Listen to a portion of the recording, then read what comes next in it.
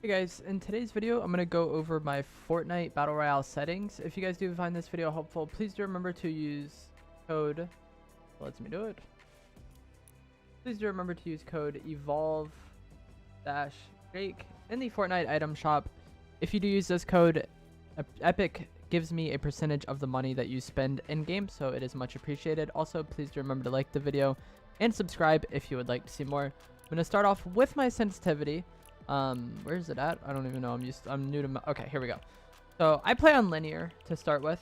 I play on the new settings. Legacy look controls is off, and I play on linear. I've played on linear since probably about October of 2019, so a lot of experience on it. I am very, very used to it, and I am definitely very happy with linear. There are a few bugs on it, but overall, I prefer linear over legacy or exponential.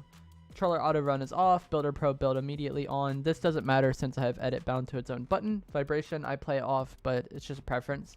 My build and edit mode sense are 2 and 1.6. I recently switched to PC, so I may turn these up a bit. I feel like if you're playing on console, it could be a bit harder, at least for me, to use those higher build and edit sensitivities because I was often experiencing frame drops.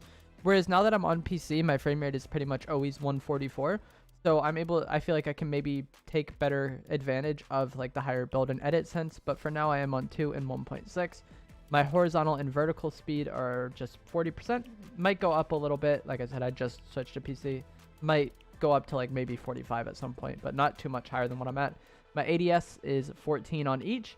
And then you'll notice I have all these boosts set to 0 and the dampening time set to 0. The reason why I have all these set to 0 is because if you play on linear and you have these boosts on, it makes linear feel more like exponential. I have another video on my channel where I explain the difference between linear and exponential, but basically it just comes down to linear is a constant increase in your sensitivity over time. Like it feels very, very consistent because the sensitivity doesn't ramp up over time like an exponential curve does, and these boosts kind of make it perform similar to exponential, so that's why I have them all turned off.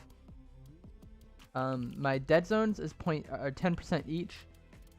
I would recommend putting your dead zones as low as you can without getting stick drift. For me, that is 10%. So just you might be a little higher or a little lower on your dead zones, but you just want it as low as you can have it without getting analog stick drift. And then foot controller, I don't use this. I don't know what it is. I just recently switched to PC. I have 3D headphones on. I think this is a very, very good setting. I love 3D headphones. I think it's much better. And then sound quality on high. Definitely think those are both very good. Visual sound effects can be helpful, but I find it overwhelming, so I don't try to use that.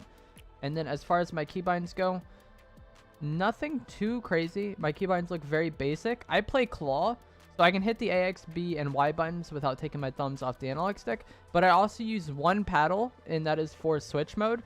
And the reason why I have switch mode bound to a paddle even though I play claw is because when I had to do certain actions like taking a floor or sometimes when side jumping, my index finger on my right hand would have to hit A to jump, it would have to hit B to switch mode, and then it would have to hit RB for floor.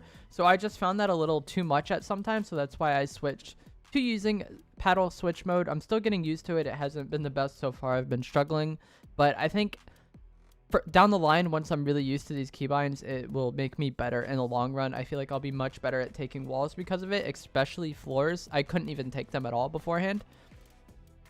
So that's why I made that change. And I feel like my builds and everything will just flow a lot better when I'm not having to do like several things with my index finger. Build controls, I have X, trap, picker, place, interact. I've changed material and trap on right stick. Notice I don't have rotate. I think most people have rotate, change material, and then trap as right stick, but the reason why I took rotate off completely, I think, or it's on the D-pad, but some people accidentally rotate when they don't mean to because of that, so that's why I switched it off. Like they might be trying to change the material or the trap. Back in the day when we had multiple traps, that would happen more so than now. There's no reason to try to change traps because we only have one trap in the game.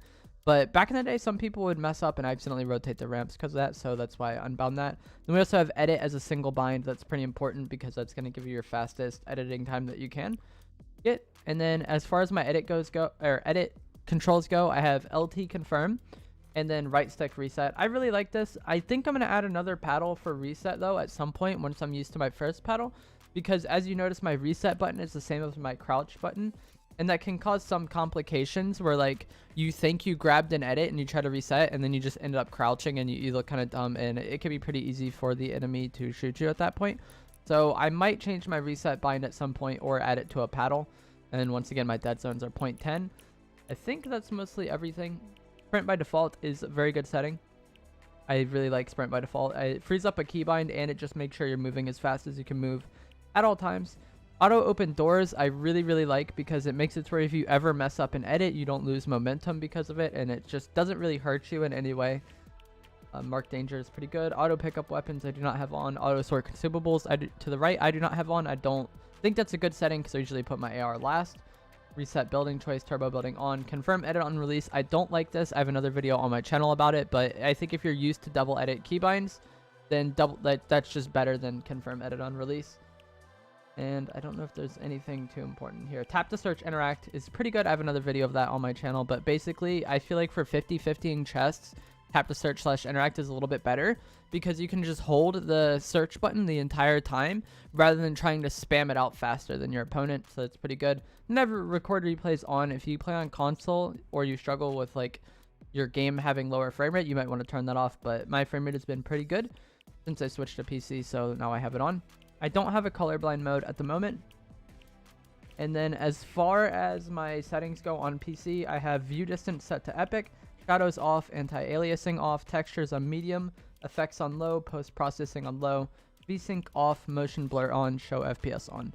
This is going to vary from machine to machine, but I get pretty much consistent 144 with these settings even while streaming from the same PC.